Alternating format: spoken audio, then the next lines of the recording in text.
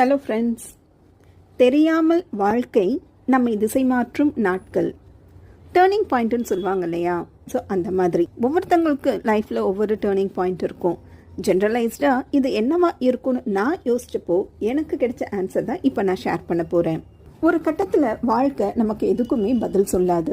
நம்ம எவ்வளவுதான் முயற்சி பண்ணாலும் எல்லாமே நம்ம கையில் இருந்து நழுவும். நம்பினவங்க மாறுவாங்க. நிச்சயமாக இருந்த விஷயங்கள் நிச்சயம் இல்லாமல் போகும். அந்த நேரத்தில் தோணும், ஏன் என் வாழ்க்கை மட்டும் இப்படி இருக்குது அப்படின்னு சொல்லிட்டு. நாட்கள் கடக்கும், ஆனால் மனம் முன்னே போகாது. சிரிப்பு இருக்கும், ஆனால் உள்ள அமைதி இருக்காது. சரி, எல்லாம் சொல்கிறாங்கன்னு சும்மா இருக்க முயற்சி பண்ணாலும் இந்த வாழ்க்கை நம்மளை சும்மா இருக்க விடாது. நம்ம சும்மா சும்மா கத்துவோம், சும்மா சும்மா கோபப்படுவோம். எதையாவது மாற்றி அமைச்சு எப்படியாவது ஜெயிச்சிடலான்னு பார்த்தா எல்லாம் மாறிக்கிட்டே இருக்கும். மறுபடியும் முதல்ல இருந்தான்ற மாதிரி தோணும். அப்போது வெறுத்து போய் வாழ்க்கைன்னா என்ன அப்படின்னு நாம் தேட ஆரம்பிப்போம்.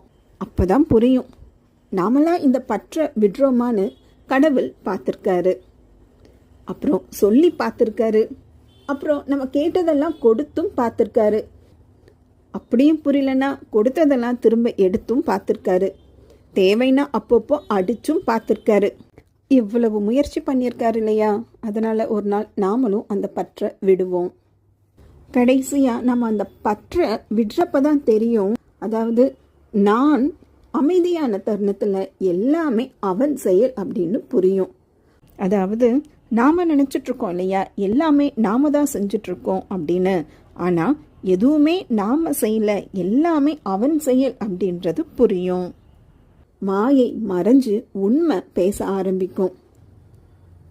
வாழ்க்கை திசை மாறி இருக்கும். வெளியில எதுவும் பெருசா தெரியாது, ஆனா உள்ள ஒரு உலகம் அமைதியா உருவாகி இருக்கும். அதுவே வெளியிலையும் ரிஃப்ளெக்ட் ஆக ஆரம்பிக்கும்.